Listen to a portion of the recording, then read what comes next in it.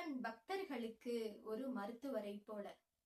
எப்படி மருத்துவர் நோயாளிகளை, அதாவது தன்னிடம் வர்ற நோயாளிகளை எப்படியாவது காப்பாற்றணும் அப்படின்னு எல்லா விதத்திலும் முயற்சி செஞ்சு சிறந்த மருத்துவத்தை, சிறந்த சிகிச்சையை அந்த நோயாளிக்கு கொடுப்பாரோ, அதே போலதான் கஷ்டப்படுற பக்தர்களை காப்பாற்றணும் அப்படின்னு இறைவனும் முழு முயற்சி செய்யறாரு. ஆனா ஒரு மருத்துவர் சிகிச்சை கொடுக்கிற அனைத்து நோயாளிகளும் பரிபூர்ணமா குணமாயிடுறாங்களா அப்படின்னு கேட்டா இல்ல. ஒரு 10 நோயாளிகளுக்கு சிகிச்சை அளிச்சா அதுல 5 நோயாளிகள் பரிபூர்ணமா குணமாயிரலாம். 3 நோயாளிகள் மிகவும் தாமதமா குணமாவாங்க. அதுல 2 பேருக்கு பலன் இல்லாம கூட போயிடலாம். இப்படித்தான் நடக்கும்.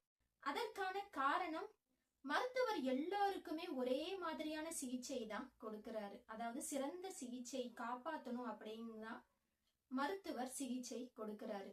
ஆனா அந்த நோயாளி பரிபூர்ணமா குணமாகிறது அவருடைய உடல் தகுதியை பொறுத்துதான் இருக்கு. ஒரு சிலருக்கு சீக்கிரம் குணமாயிரும், ஒரு சிலருக்கு தாமதமா குணமாகும், ஒரு சிலருக்கு குணமே ஆகாது. இது அவங்கவங்களுடைய உடல் நிலையை பொறுத்து அமையும். அதே போலதான் இறைவனும் எல்லா மனிதர்களையும் காப்பாற்றணும், நல்வழிப்படுத்தணும், கஷ்டங்கள்ல இருந்து வெளியில கொண்டு வந்துடணும் அப்படின்னு நினைக்கிறாரு. ஆனா அவங்களுடைய, அதாவது மனிதர்களுடைய கர்ம வினை பலனுக்கு ஏற்பதான், அவங்கவங்களுடைய கர்ம வினைக்கும் பாவ புண்ணியங்களுக்கும் ஏற்பதான் அவங்கவங்களுக்கு நல்லது நடக்கும். அதற்கு நம்ம இறைவனை குற்றம் சொல்லி பிரயோஜனம் இல்லை. நமக்கு நடக்கிற நன்மைக்கும் தீமைக்கும் நம்மளுடைய கர்ம வினைகளை காரணம்.